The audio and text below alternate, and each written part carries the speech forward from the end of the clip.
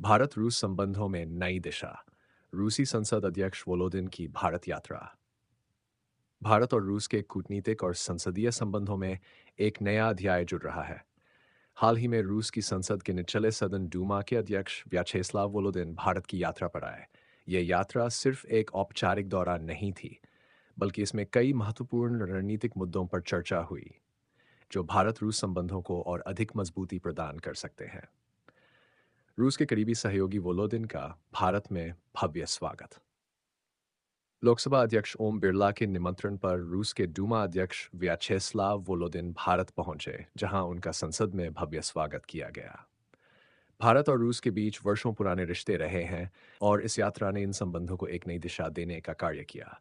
भारतीय संसद में उनका अभिनंदन करते हुए ओम बिरला ने कहा कि यह यात्रा दोनों देशों के संसदीय सहयोग को और गहरा करेगी। वोलोदिन रूस के राष्ट्रपति व्लादिमीर पुतिन के बेहद करीबी माने जाते हैं। कई बार वह यूरोप और पश्चिमी देशों के खिलाफ कड़े बयान देते रहे हैं। हाल ही में उन्होंने यह तक कहा था कि अगर व्लादिमीर पुतिन पर किसी भी प्रकार का हमला हुआ तो इसे रूस एक न्यूक्लियर वॉर की शुरुआत मानेगा। भारत रूस रक्षा सौदे और रणनीतिक सहयोग। इस यात्रा के दौरान भारत और रूस के बीच संभावित रक्षा समझौतों पर भी चर्चा हुई। रूस लगातार भारत को अपने Su-57 फाइटर जेट्स खरीदने का प्रस्ताव दे रहा है, जबकि अमेरिका चाहता है कि भारत उसके F-35 फाइटर जेट्स को चुने। इसके अलावा रूस ने भारत को स्मॉल मॉड्यूलर रिएक्टर्स (SMRs) की तकनीक ट्रांसफर करने का भी प्रस्ताव दिया है। गौरतलब है कि भारत ने हाल ही में अपने केंद्रीय बजट में SMRs के लिए 8,000 करोड़ रुपए आवंटित किए हैं। इस तकनीक से छोटे स्तर पर न्यूक्लियर एनर्जी प्रोडक्शन को संभव बनाया जा सकता है। रूस की सरकारी न्यूक्लियर कंपनी रोसाटॉम ने भारत को इस परियोजना में सहयोग देने की पेशकश की है। हालांकि भारत के पास अमेरिका और फ्रांस जैसे अन्य देशों के भी विकल्प उपलब्ध है, और देखना दिलचस्प होगा कि भारत किस तकनीकी सहयोग को प्राथमिकता देता है। पुतिन की संभावित भारत यात्रा और भविष्य की योजनाएं।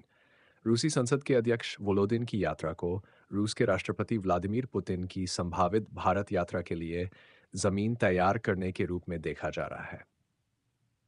रिपोर्ट्स के मुताबिक डूजल जिसपैस की शुरुआत में पुतिन भारत का दौरा कर सकते हैं, जो दोनों देशों के बीच रणनीतिक संबंधों को और मजबूती देगा। भारत और रूस के बीच न केवल रक्षा बल्कि व्यापार और तकनीकी सहयोग को लेकर भी कई चर्चाएं हो रही हैं। आने वाले समय में भारत रूस संसदीय समूह के गठन की संभावनाओं पर भी विचार किया जा रहा है, जिससे दोनों देशों के कानून निर्माताओं के बीच सीधा संवाद स्थापित किया जा सके। निष्कर्ष, वोलोदिन की भारत यात्रा यह संकेत देती है कि रूस भारत के साथ अपने संबंधों को और मजबूत करने के लिए प्रतिबद्ध है। रक्षा, ऊर्जा और रणनीतिक सहयोग के क्षेत्र में दोनों देश नई संभावनाओं की तलाश कर रहे हैं।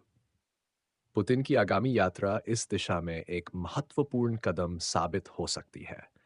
अब यह देखना होगा कि भारत इन कूटनीतिक और रणनीतिक प्रस्तावों पर किस प्रकार प्रतिक्रिया देता है, और आने वाले वर्षों में भारत रूस संबंध किस दिशा में आगे बढ़ते हैं।